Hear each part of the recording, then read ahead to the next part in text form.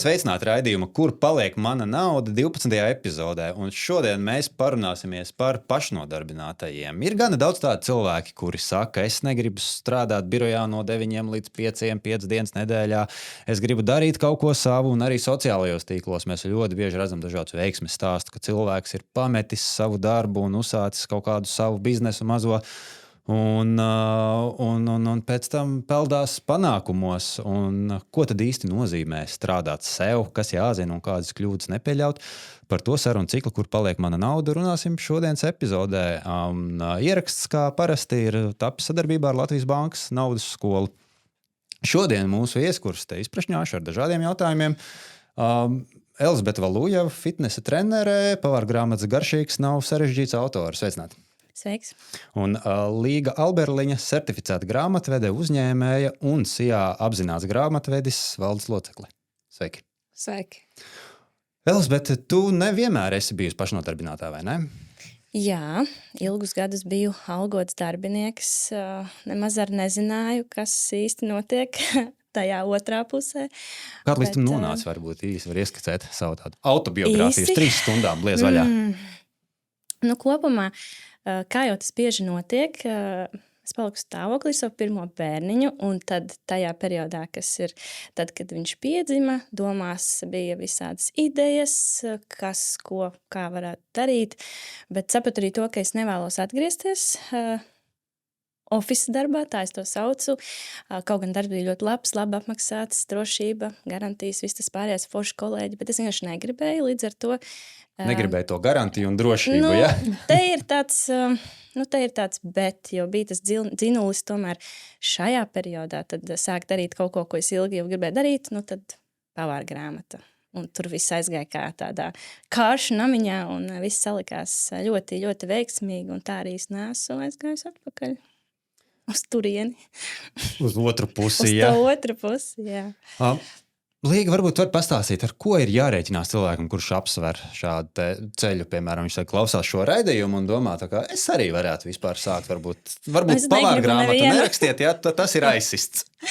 Pastāstiet, kas ir tās lietas, ar ko cilvēkam ir jārēķinās, jo, teiksim, es strādāju šo te 9-5 formātu, baigi ērti, zin kā, tur visas lietas izdara grāmatvedi, kaut kas nav kārtībā, to visu nokārto grāmatvedi, neeju atvaļinājumā, par to uztraucās grāmatvede un zvana man naktīs pie durvīm un saka, kur mans atvaļinājuma iesniegums.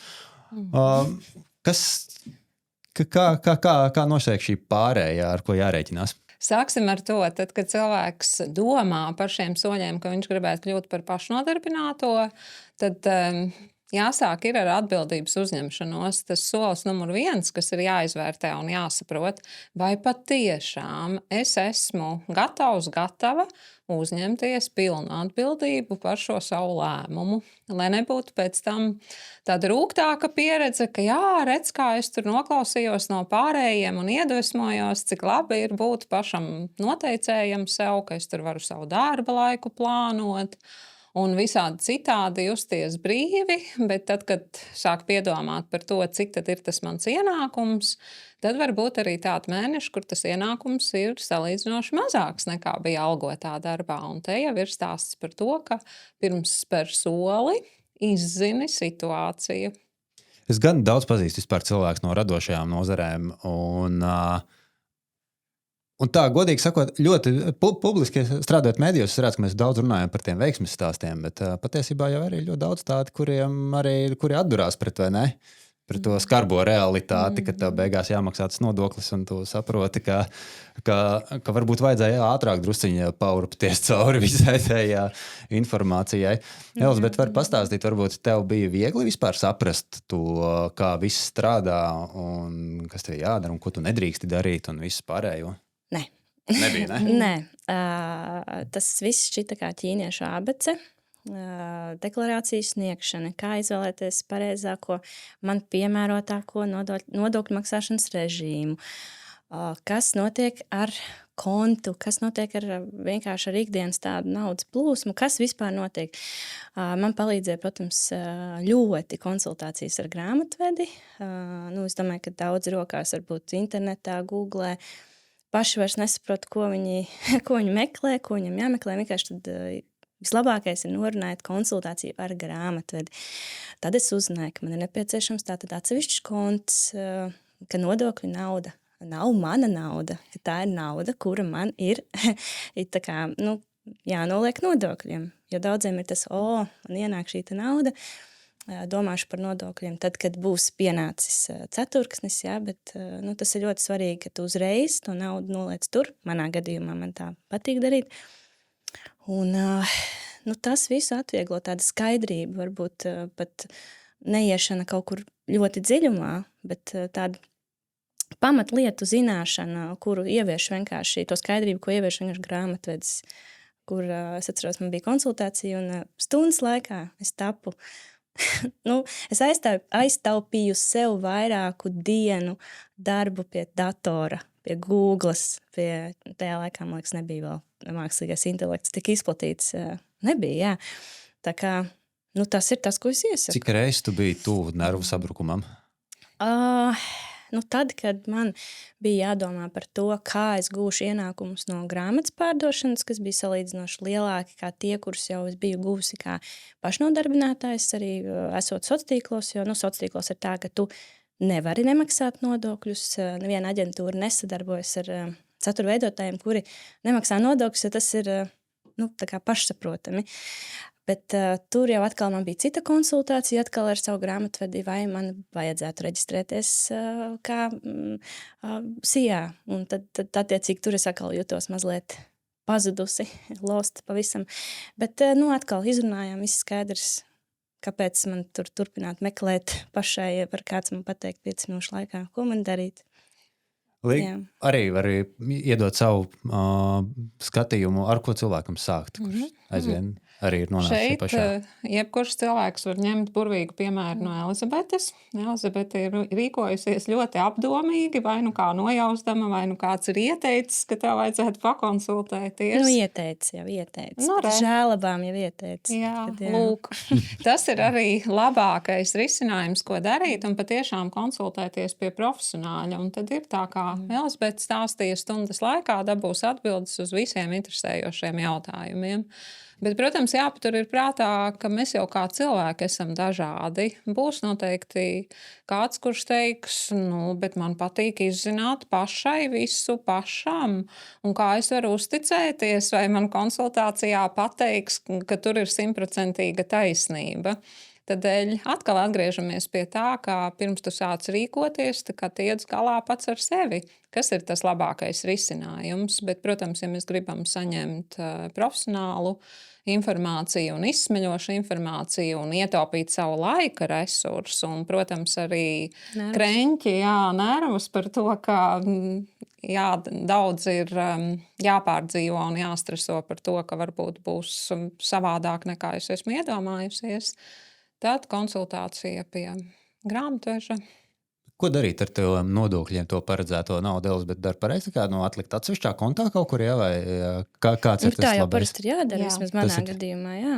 Sāksim ar to, ka ja cilvēks reģistrē savu saimniecisko darbību, ja kļūst par pašnodarbināto, tad ir jānodrošina atsevišķa uzskaite šiem ienākumiem un, protams, arī izdevumiem, kas ir no saimnieciskās darbības, jo mēs jau kā fiziskā persona, es kā līga, joprojām esmu kā līga, tikai sadalos tā kā 2 virzienos. Man ir mana privātā dzīve un tad man ir dzīve, kas ir kā saimnieciskās darbības veicēja. Es ieņemu tādu kvantu stāvokli. Jā, tieši tā arī Elizabete noteikti var apliecināt, kā ir, ka no vienas puses tu esi kā Elizabete, mamma, sieva un draudzene, un savukārt tad tu esi Elizabete, kura iet šo savu profesionālo ceļu.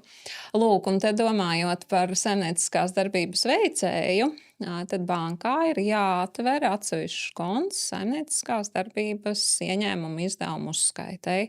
Un ja mēs ejam vēl solīt uz priekšu, jau domājot par atskaišu gatavošanu, tad arī atskaites vienkāršāk ir sagatavot, tad, ja mums ir šī atsevišķā uzskaite, un vēl vienkāršāk ir tad, ja visi ieņēmumu izdevumi ir tikai un vienīgi bezskaidrs naudas norēķinu veidā. Cik liela daļa, jūsuprāt, no tādiem cilvēkiem, kuri ir nesen sākuši pašnodarbināto statusu, kuriem varbūt ir 1. gads, kuri visu gadu nedara pilnīgi neko, un tad vienā brīdī mēģina visu sarot pēdējā brīdī? To vispār var realistiski izdarīt. Var realistiski arī tā izdarīt, bet tur ir viena nianse. Ja visu gadu atlikt šo darīšanu, tad var iedzīvoties arī nokavējumu naudās, jo atskaites pašnodarbinātajai personai ir jāsniedz reizes ceturksnī pie nosacījuma, ja ir peļņa. Es tieši tikko gribēju piebilst, kā tas ir, kā tu to domā? Jo tikko kā man ir atzīmēts, kad ir šie datumi, ja, un nedod Dievs, es nokavēšu, jo tad es nevarēšu gulēt naktīs vienkārši. Baigi izklausās, ka tev ir ļoti tā citīgi viss izdomāts. Te gribēju prasīt, ka tev tur ir treniņi, grāmata, sadarbības, influencēšanas, viss kaut kas. Kā tu, tas ir ļoti daudz dažādas plūsmas. Kā tu to visu samanedžē, lai tu varētu naktī gulēt? Man ir ļoti vienkārši izrakstu rēķinu. Man nav nekas tāds ekstra citādāks. Grāmatas ienākumi ir beigušies, grāmatu mēs netirgojam. Viss, kas ir saistīts ar satura veidošanu, kas arī tagad ir mazāk, jo man ir mazs bērniņš otrais mājās. Līdz ar to tur arī viss ir diezgan vienkārši. Aģentūra piedāvā, teiksim, kaut kādu darbiņu, kaut kādu kampaņu. Aģentūrā izraksti rēķinu. Un man ir viss ļoti precīzi salikts. Arī klients, kurš pie manis nāk trenēties, pērk vairākām reizēm šīs reizes pie manis izrakstu rēķinu. Tas arī viss. Man gan liekas, ka es droši vien varētu darīt daudz ko citādāk un norakstīt kādus izdevumus un vēl kaut ko. Man ir starp citu pēc 2 nedēļām sarunāt, un es tagad braukšu ceļojumā, pēc 2 nedēļām sarunāt konsultāciju ar grāmatvedi, kad mēs šo izrunāsim. Kaut kur tur varētu vēl kaut ko uzlabot. Jo man tīri maksāja 25% nodokļu. Viss. Es tieši tikko atcerējos un uzmeklēju tredā. Edgars Bāliņš vakar rakstīja, ka neliela statistika par pasākumu vadīšanu. Es redzēju. Jā, tad jau tu apmēram sapratīji, kāds būs jautājums. Bet klausītājiem, punkts 1, sagatavo, kā to pasākumu vadīšana. Punkts 1, tu sagatavojies. Tas aizņem 1 darba dienu, 2 mītingus. Punkts 2, pasākumu vadīšana. Apmēram 2 līdz 4 stundas. Punkts 3, atlīdzības saņemšana. 3 līdz 9 mēneši, 4 atgādinājumi e-pasti, vismaz 2 dekrētā vai citā prombūtnē esošas grāmatvedes. Kā tavā pieredzē ar to rēķinu ganīšanu iet viegli? Tagad ir labāk, bet man ir bijuši klienti, kuri ir samaksājuši pēc pusgada. Vienreiz es arī pat atļāvos tik ilgi vilkt, jo man dzīvē viss kaut kas notika. Es tikai uzrakstu pēc mēneša, vai jūs lūdzu varētu apmaksāt rēķinu, un tā tas ilgās. Bet pārsvarā jau ir tas, ir loģiski termiņi, ir normāli mēnesis, laikam ilgākais, un baigi vairs tā neviens nekavē. Un tu vienkārši visi... Ja pasākumu sadīt, varbūt tur tā situācija ir citādāka, bet tīri aģentūras... Tur viss kārtībā. Viņi arī zina, ka viņi dīlo ar fitness treneru. Viņiem bail dabūt pa muti ir vienkārši. Jā, es tieši šajā ēkā uz boksu gāju, bet tur viss ir, manuprāt, viss ir diezgan sakārtots. Par tādām sakārtotākām, nesakārtotākām lietām jautājums Līgai. Piemēram, par dāvanām vai sociālo tīklu konkursiem, laimestiem, par tiem ir jāmaksā nodoklis? Jā, nodoklis mums patiesībā ir jāmaksā par praktiski visu. Tikai šajā sakarā ir arī labā ziņa, jo likums par iedzīvotāju ienākumu nodokli mums nosaka visām šīm kategorijām, tām, kuras tu jau pieminēji, summu, kādu gadā neapliek ar nodokli. Un tad, ja mēs runājam par dāvanām, tad šeit ir jāiedala vēl detalizētāk, ja mēs dāvanas saņemam no saviem radiniekiem, un te likums par iedzīvotāju ienākumu nodokli mums nosaka to, ka radinieki ir civillikuma izpratnē esošās radniecīgās personas, kas ir laulātie, un radinieki līdz 3. pakāpei. Tad dāvana var būt jebkurā summā, un tas būs kā neapliekams ienākums. Savukārt visiem pārējiem, ja mēs saņemam dāvanu no draugiem vai no kādām personām, kura vēlas mums kaut ko uzdāvināt, tad arī tur mums ir limits. Gada laikā es drīkstu saņemt no citām personām dāvanu līdz 1425 eiro. Tā būs kā neapliekamā summa. Un ja tā dāvana no katras konkrētās personas pārsniegs šo summu, tad tā pārsnieguma summa ir jāpliek ar nodokli. Un tālāk, ja mēs runājam par konkursiem. Jā, konkursiņi. Jā, tieši tā. Ja ir konkursos, ja kādam cilvēkam patiešām veiksme stāv blakus un šis ir ļoti, ļoti veiksmīgs gads, tad arī tur Jā. mums gada laikā līdz 1500 eiro mēs drīkstam saņemt konkursos kā balvas, par kurām nodoklis nav jāmaksā. Bet jāatcerās tas, ka visi šie konkursi, kuros piedalās tās balvu summas, summējas gada laikā, jo gadā ir šī 1500 neapliekamā summa. Un, ja es saņemu kopā vairākos konkursos, piemēram, 2000, tad no tiem 500 eiro jau nodoklis būs jāmaksā. Ja es esmu konkursā vinnējis vafeļu pannu, tosteri, veļas mašīnu un lietotu Opeli, tad man ir jāskaita tā tirgus vērtība un jāskatās, vai nepārsniedz 1500. Jā, bet tur ir jāskatās arī tas, kurš organizē, kādi tur ir šie nosacījumi, jo tur ir vēl nianses, kurās ir jāiedziļinās. Bet te iet runa par tām lielākas vērtības balvām. Jā. Mēs jau tā turp nedaudz pieskaramies to, ka tie cilvēki, kuri ir šajos 9 līdz 5 darbos, viņi ir tādā drusciņā drošākā situācijā. Jā, tur ir atvaļinājums, ja saslimst, tad tur slimības lapa, un arī, ja zaudē darbu, tad tur bezdarbnieku pabalsts. Tā ir taisnība vai mīts, ka darba ņēmējs ir tādā drošākā pozīcijā nekā pašnodarbinātais? Šeit atkal ir jāskatās katram cilvēkam no savas vērtību prizmas. Jo, ja būs tā, ka cilvēks apzinās, ko viņš dara un ir uzņēmies atbildību, tad nebūs tā, ka viņš jutīsies nedroši arī esot pašnodarbinātā statusā. Ja viņš būs izzinājis situāciju, guvis atbildes uz visiem sev interesējošiem jautājumiem, tad tādai situācijai nevajadzētu rasties.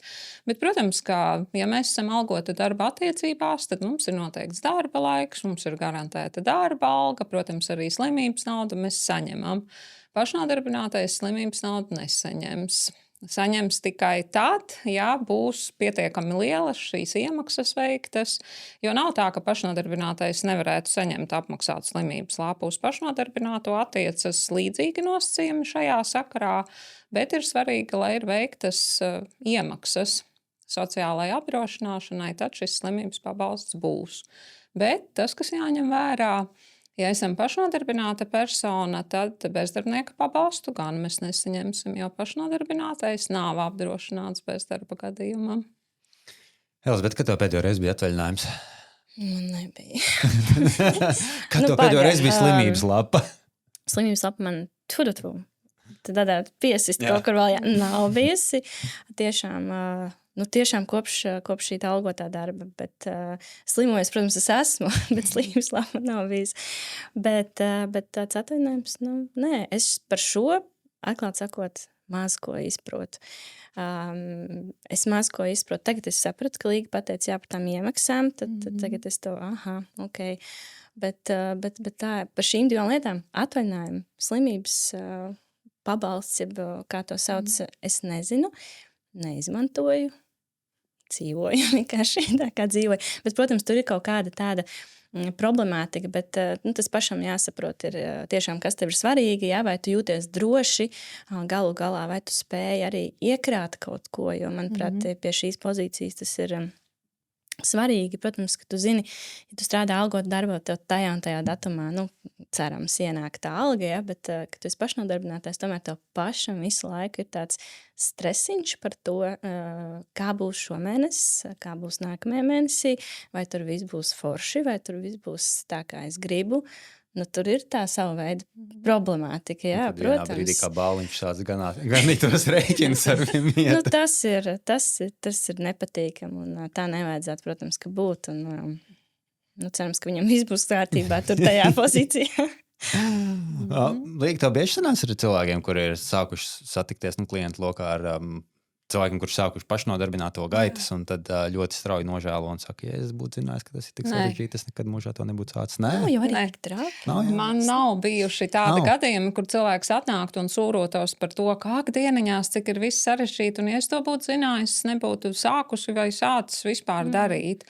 Jā, pie manis nāk pietiekami daudz cilvēku konsultēties, laikam ir tā, ka man pievelkās tādi atbildīgāki cilvēki, līdzīgi kā Elizabete, pirms tam iet konsultēties, un arī vairāk kārt bijuši šādi gadījumi, kur cilvēks izvēlas konsultāciju, un pēc tam, tad, kad viss tiek izskaidrots, tad nākamais solis jau ir, kā tad es kārtošu to grāmatvedību, vai man ir vajadzīga palīdzība, vai es pati tikšu galā arī ar atskaišu iesniegšanu un ieņēmumu izdevumu uzskaiti. Un tad vēl ir tāda pašnodarbināto cilvēku daļa, kuri patiešām, kā jau tu minēji, atliek šo atskaišu iesniegšanu. Un tad citreiz uzmeklē, vai tu vari lūdzu man palīdzēt tad, kad ir jau termiņš vai sliktākajā gadījumā atgādinājums no valsts ieņēmuma dienesta par neiesniegtu gada ienākumu deklarāciju. Un tad gan saka, bet kā tad man tagad šito, ko es te varu izdarīt lietas labā? Stulbā valsts kaut ko grib no manis. Jā, tieši tā. Un te ir tas brīdis, kad cilvēks ir tādā situācijā, kur stresa līmenis paaugstināts, un tad sāk meklēt vainīgos. Bet te nav vainīgie jāmeklē. Te ir atkal tas stāsts par atbildības uzņemšanos. Un tad esam atbildīgāki un to risinājumu domājam pašā sākumā. Vai tā kā Elizabete atrod grāmatvedi, noalgo grāmatvedi, un tad zina, ka būs mieriņš. Naktīs varēs mierīgi gulēt. Tā kā uzreiz to grāmatu noalgoja, vai Nē, es tu tomēr nenoalgoju. Man izgāji bija drusciņ caur konsultācija. stresiņu? Man bija konsultācija, jo es atklāti sakot, es tiešām esmu visu tik ļoti vienkārši izējusi. Uztaisījis, tā nav tāda vārda, bet uztaisījis maksimāli vienkāršotu. Es izrakstu rēķinus caur pats LV. Un tas bija padoms, ko es saņēmu no cita cilvēka, kurš ir pašnodarbinātais. Man šobrīd viss apmierina. Es sekoju līdzi, tur man patīk, kā tur izskatās. Iepriekš man arī bija šis te konts, kas ir savienots ar valsts ieņēmumu dienestu, kas ir saucās saimnieciskās darbības ieņēmumu konts, kur vispār ienāk naudiņa. Uzreiz 25% tiek novirzīti valsts ieņēmumu dienestam. Kas var būt vēl labāk? Mierīgi guli naktīs. Turklāt arī viņi izdara to, ka viņi izpilda šīs te deklarācijas. Bet tagad man šī konta nav. Es pildu deklarācijas pati. Nav tik traki. Nav tik traki. Ja tu to vienreiz izdari, tad tu to varēsi izdarīt arī turpmāk. Tev vienkārši jāzina, cik tev katrā mēnesī ir ienākusi nauda. Viss tas ir jāieliek attiecīgajos lodziņos, jānospiež pāris pogas. Būs labi. Mums ir tāda praktiskas dabas padoma, vai ne? Tur rēķina izrakstīšanas servis kaut kāds, sarunā konsultācija vai noalgo grāmatvedi, kas ir vēl kaut kādi, nezinu, tādi praktiski padoma varbūt, ko tu... Vienkārši sekot tā ikdienas plūsmai, nedarīt visu tādā freestēlā, es tur nezinu, kas man tur samaksāja, nezinu, kas tur samaksās, izveidot kaut kādu Excelī vienkārši tabulu, ne jau tur sarežģīti, bet vienkārši, lai tu vari datēt ienākošos maksājumus, tos, kurus tu vēl gaidi. Es ļoti bieži sarakstu visu to, ko es gaidu, lai es atcerētos, jo daži cilvēki var arī neatcerēties. Visādi ir bijuši gadījumi, bet tas arī viss neteikt, ka tur jāstreso tik ļoti akurāt par visu pilnīgi. Vienkārši vajag sekot līdzi savai naudai. Jā. Bet tas grāmatvedis tad tā ir fundamentāla lieta, lai to visu saprast. Jā. Šeit noteikti ir vieta papildināt to, ka tad, kad cilvēks izlēma kļūt par pašnodarbināto, ka viņam ir jāizvēlās arī nodokļu maksāšanas režīms, jo pašnodarbinātajiem ir vairāk šie nodokļu maksāšanas režīmi, ir tā saucamais pilnais nodokļu maksāšanas režīms, kur ir obligāti jāuzskaita gan ieņēmumi, gan izdevumi, jāmaksā atsevišķi sociālais nodoklis un pēc tam iedzīvotāja ienākuma nodoklis caur gada deklarāciju. Un tad ir mikrouzņēmuma nodokļu maksāšanas režīms, kas ir Elizabetei, un tur ir tā, ka valstī ir jādod šie 25%, un tālāk valsts sadala šos no personas iekasētos 25% gan uz sociālnodokļa daļu, gan arī uz iedzīvotāja ienākuma nodokļa daļu.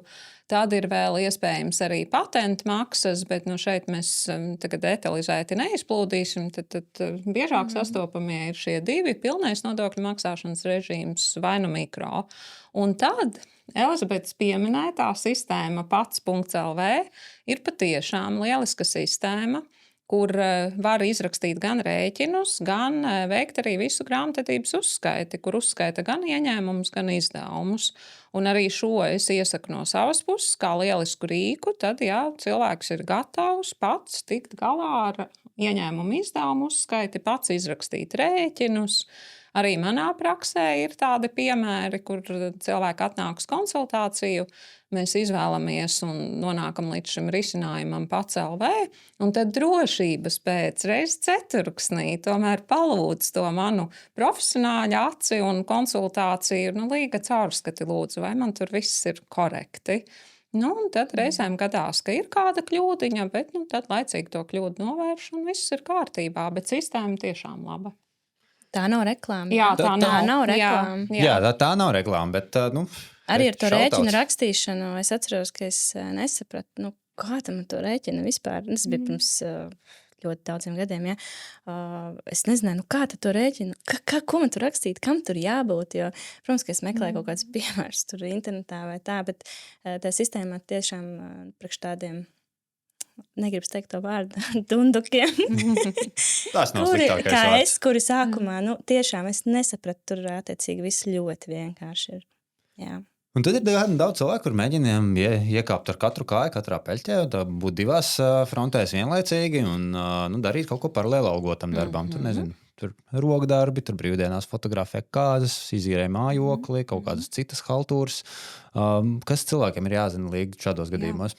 Ļoti labs jautājums. Šeit es vēlos piebilst arī nedaudz tādā citā skatījumā, ka šis ir labākais risinājums. Tad, ja cilvēks vēl nav sapratis, vai viņš patiešām grib iet savu ceļu, tad tā kā pataustīt un pamēģināt, vai tas būs tas, kas man patiešām patīk, un vai man izdodas ar šo pietiekami lielu ienākuma daļu nopelnīt. Un tad ir šāda iespēja, ka var saglabāt algotu darbu un paralēli tam vai pa brīvdienām, vai pa vakariem, vai iespējams, ja cilvēks nestrādā pilnu slodzi, sāk darboties, tad tas arī no tāda drošības viedokļa ir labākais. Arī mentālajai veselībai labāk, ja? Jā, viennozīmīgi. Jā, jo šeit gan ir dzirdēt tie stāsti, ka tad ir scenārijs, kas bija iztēlots kā pozitīvs, bet pēc tam tomēr netik veiksmīgs. Un tātad atgriežoties pie tava jautājuma. Jā, kas cilvēkam jāzina? Kurā brīdī viņi sākās, ka ir kaut kāda jāfiksē ienākuma? Piemēram, es palīdzu kaimiņam nogāzt kastani, ja? Viņš man iedod par to 20 eiro. Man ir jāskrien pie vide? Jā, tātad arī šeit atbildes ir meklējums likumā par iedzīvotāju ienākumu nodokli. Likumā par kastani. Jā, kur to kastaņu koku gāzīs, tad jāatcerās par ienākumu. Tas ir tas normatīvais akts, kurā patiesībā kļūstot par pašnodarbināto var ļoti daudz atbildes gūt.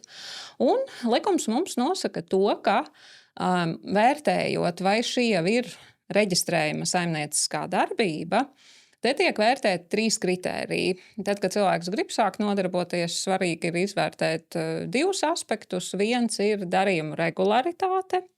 Un ar darījumu regularitāti mēs no likuma viedokļa saprotam to, ka 3 vai vairāk darījumi gada laikā, vai 5 vai vairāk darījumi 3 gadu periodā. Tad, ja mums būs 3 kastaņu koku nogāšanas 1 gada laikā, tad ir jāreģistrējas par pašnodarbināto. Virs 3 vai 3? Man kaimiņam daudz kastaņu, man jāsaprot, tas šis svarīgi. Līdz 3 tu vari, bet ja virs 3, tad tev jau būs, ar 4 jau būs jāreģistrējas. Bet otra lieta, kam ir jāpievērš uzmanība, ir jāskata arī šī darbības ekonomiskā būtība. Jo varbūt arī tā, ka ir viens darījums, bet ja pavērtēs pēc ekonomiskās būtības, jo tiek vērtēts katrs no šiem kritērijiem, tad tur var saprast, ka tas mērķis jau bija tā saimnieciskā darbība.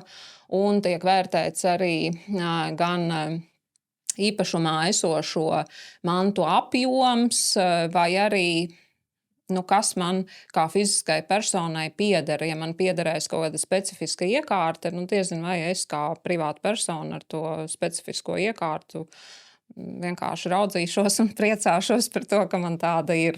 Tad arī tas var norādīt uz to, ka tur mērķis tomēr ir bijis gūt šo ienākumu jau saimnieciskās darbības ietverā. Un trešā pazīme ir naudas apjoms no viena darījuma, bet tas noteikti nebūs šādiem iesācējiem, jo tur ir no viena darījuma virs 14,000. Tad, ja es nogāžu kastani kaimiņam pa 13,999, tad vienu reizi, tad gadā, arī varēs. Tad neviens neko neprasīs. Tas, ko es saprotu, tad man nedrīkst garāžā stāvēt kaut kāds kastaņu gāzēs 3,000 ir speciālais vērts, un es nedrīkst darīt tā, ka es viņam nogāžu to kasteni un saka, hei, tad jau tev vajag arī visu mājas tā kā mauriņu nobruģēt, starp citu. Un es kā bruģētājs aizēju. Skaidrs. Labi, un tad man ir bērns, kurš visu vasaru skalda malkā, kaimiņu nogāza to kasteni un saņem par to atalgojumu. Man viņš jāreģistrē kā pašnodarbinātais, vai es viņam varu teikt rukā? Jā, tieši tas pats attiecās arī uz bērniem, bet, protams, runājot par bērniem, ir jāsaprot bērna vecums. Un tad, ja mums bērns ir jau sasniedzis 18 gadi, tad tur viss skaidrs, pats kļūst atbildīgs par visu. Bet, ja bērns ir sākot no 15 gadu vecuma, tad likums par valsts sociālo apdrošināšanu nosaka to, ka persona kļūst obligāti sociāli apdrošināta no 15 gadu vecuma. Ja ir bērns sasniedzis 15 gadu vecumu un iesgāzījis kokus vai pļaus mauriņu, un būs 3 darījumi gada laikā, tad viņam ir jāreģistrējas par pašnodarbināto, bet vecākam būs jādod piekrišana tam, kā bērns reģistrēsies. Un savukārt, ja nu mums ir jaunāks bērns zem šiem 15 gadiem, tad atbildība jāuzņemās vecākam un arī tieši tam pašam jāseko līdzi, vai ir līdz tiem 3 darījumiem gada laikā. Tātad es to bērnu, ja viņš ir zem 15, es pats varu sūtīt, iet skaldīt malku ar to cirvi vicināties, jā? Nu, tā jau būs tava atbildība, vai tu patiešām ļausi bērnam ar cirvi vicināties. Bet katrā ziņā, ja viņš tur pieņemsim plūks zariņus kokam, un būs 3 šādi, 3, jā, bez cirvja. Un būs 3 kaimiņiem darīs šo darbu, tad tev būs jādomā par to, ka tava atbildība ir par to, ka valstī nodokļi par šīm summām ir jāsamaksā. Un tad tev būs jāpiereģistrējās kā pašnodarbinātajam, jāuzņemās atbildība, un pēc tam jau jānorēķinās ar bērnu. Twitterī milzīgs cepiens bija par tēmu, ka bija rakstīts, ka ja vidusskolēns piestrādājot nopelna vairāk kā 223 eiro mēnesī, tad vecāks zaudē apgādājumu un nodokļu atvieglojumu. Jā. Tā ir? Tā ir, bet arī šeit ir izņēmuma gadījums, jo, ja pusaudzis, tad jau visticamāk tas nodarbinātības periods būs tikai vasaras mēnešos, un vasaras mēneši no 1. jūnija līdz 31. augustam, kamēr mums ir skolēnu brīvlaiks, tikmēr bērns var strādāt, un vecāks nezaudē šo te apgādājumās personas statusu.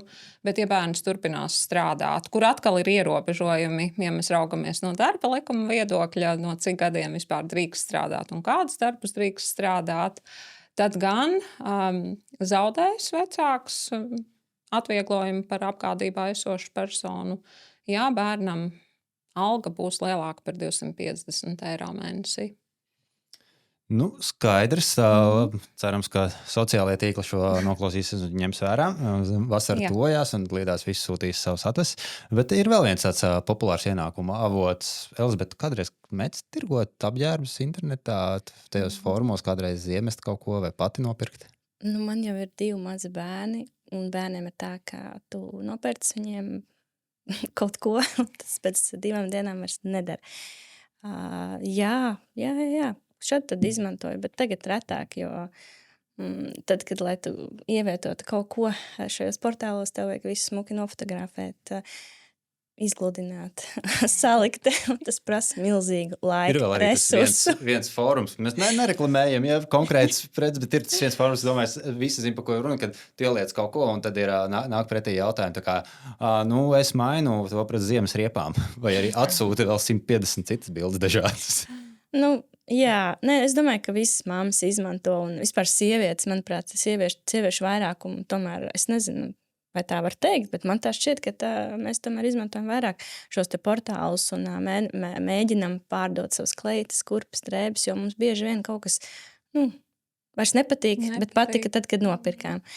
Bet jā, tur es arī esmu painteresējusies, cik tad tas sistemātiski, cik tam ir daudz jābūt, un tad man vienmēr ir spiekodina dievdēļ rakstiet mērķī mandeli vai kaut kas, lai kāds, es nezinu, vienmēr ir tās bailes, ka šo varētu uzskatīt par manu to ienākumu, un tad, Nē. Līgi izstāst, kurā brīdī mums ir jāsatraucās no apģērbu. Jo tas arī ir pašnodarbinātā stresiņš, ka kāds kaut ko ieskaita, kas ir kaut kas, kas nav, kam jau nav jābūt tajā kontā, un tad, ja tu esi tāds perfekcionists, tad, Nu, lūk, tad sāksim ar to, ka, ja Šis tu esi ļoti jau svarīgi. Jā, es tikai pašnodarbinātā, fiks vēl piepildīšu, kā cilvēks, kuram ir sieve, es zinu, kur atrodas visi pakumāti Rīgā. Nu jā. protams. Jā, tātad, ja persona ir arī pašnodarbinātās personas statusā, tad gan ir jāseko līdzi, lai no andelēšanās, kas notiek ar savām privātajām mantām, tā naudiņa neiekristu pašnodarbinātā kontā. Protams, var jau gadīties tā, ka kādreiz ir tīri cilvēciska kļūda, un tad mēs šo kļūdaino maksājumu arī pārskaitam uz savu privāto kontu, norādot kļūdainā maksājuma atgriešana. Bet, ja runājam par savas personīgās mantas pārdošanu, un personīgā manta ir gan, šeit vairāk iet runa par kustamo mantu, jo tas, ko mēs tirgojam, ir tās vai nu savas, vai nu bērnu drēbes, tikpat labi tās var būt arī mēbeles. Tad šeit ir ļoti laba ziņa, ka tas viss ir neapliekamais ienākums. Es drīkstu tirgot kaut vai visu savu gardrobi un atkal katru gadu atjaunot un pirkt no jauna. Jā, tikai ir gan viena lieta, kas jāatcerās, ja patiešām tiks iztirgota visa gardrobe un vēl varbūt visas mēbeles mājās nomainītas, tad ir jāatcerās, ka ir jānodeklarē šis ienākums kā neapliekamais tajā gadījumā, ja gada laikā tā summa pārsniedz 10 000. Kas nav iespējams. Atver vaļā tos portālus. Ja vien tev ir, nezinu, kažoki, bet kažoks vairs cilvēki, manuprāt, nevēl. Uz apjomu tur var spiest. Es esmu pie pakumātiem redzējis, kad pienāks sieviete ar 2 lieliem maisiem un piepilda visu pakumātu. Tur industriālos apjomos tur cilvēki mēdz maukt. Jā, bet šeit ir vēl viena nianse. Tas jau gan vairāk skanēs kā tāds praktisks padoms, ka cilvēkiem bieži vien ir jāpiedomā arī par savu naudas līdzekļu izcelsmi, par ienākumu. Un tad, ja patiešām regulāri notiek šo savu personīgo mantu pārdošana, tad mēs drīkstam paši deklarācijā norādīt ienākumu, kas ir, piemēram, tur daži tūkstoši no personīgās mantas pārdošanas, jo, ja pārējais ienākums gadu griezumā nav liels, bet tomēr bankā šī naudas plūsmas kustība ir redzama, tad ir labi noziņot par to, ka man ir šāda veida neapliekamie ienākumi. Jāatcerās tas, ka no 10 000 obligāts pienākums likt deklarācijā un noziņot, bet līdz 10 000 tā ir katra paša brīva izvēle. Tā vispār tāda mierinoša doma. Jā. Cik būtisks bija tas, ko pieminēja Elzbieta par lūgumu norādīt bankas maksājumos konkrētas neraksti, muļķības?